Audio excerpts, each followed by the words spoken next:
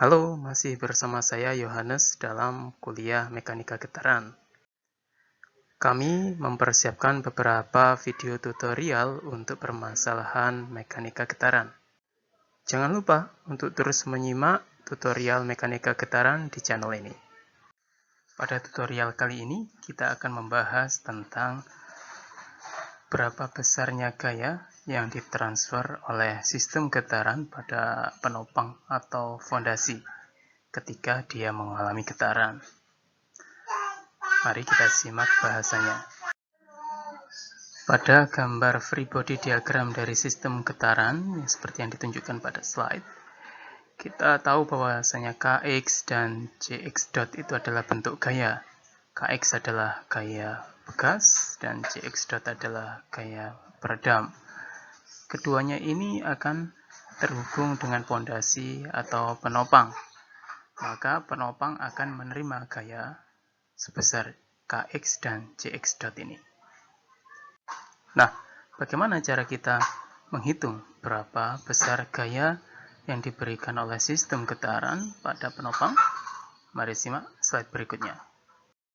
Perlu diperhatikan di sini adalah bahwasanya yang diperhitungkan untuk perhitungan transmitted force adalah respon steady state, respon tunak saja.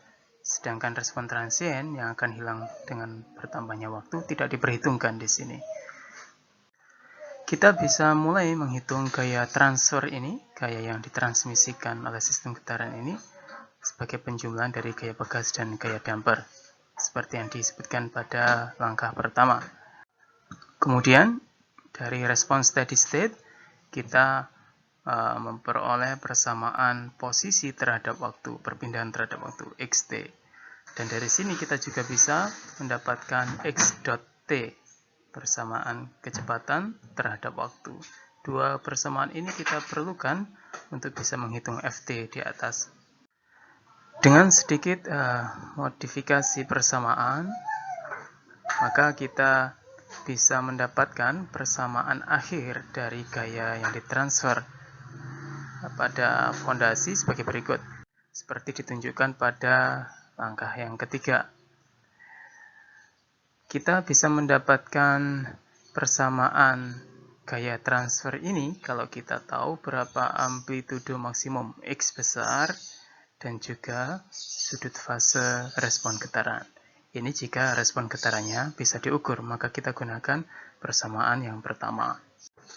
Namun, jika kita kesulitan untuk mengukur respon getaran, misalkan karena alat ukur kita yang terbatas, namun kita mengetahui parameter-parameter sistem getaran kita seperti massa, kemudian kekakuan spring, kemudian konstanta damper atau damping ratio, dan juga gaya eksitasinya, maka kita bisa menghitung dengan persamaan yang kedua.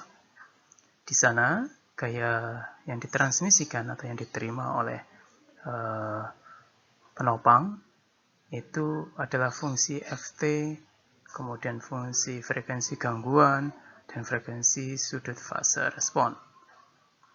Ft bisa dicari jika kita mengetahui amplitudo gaya pengganggunya F0, dan jika kita tahu frekuensi gaya gangguannya untuk mencari frekuensi rasio R.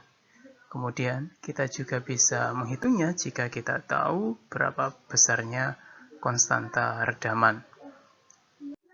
Dalam hal ini adalah damping rasio. Demikian pun untuk sudut fasenya merupakan fungsi dari damping rasio dan frekuensi gangguan. Nah, dengan cara ini kita bisa menghitung berapa besar gaya yang ditransmisikan oleh sistem getaran pada fondasi atau penopang. Ini penting karena kita harus merancang fondasi atau penopang itu agar mampu untuk menopang sistem yang bergetar ini tanpa gagal, tanpa mengalami kerusakan.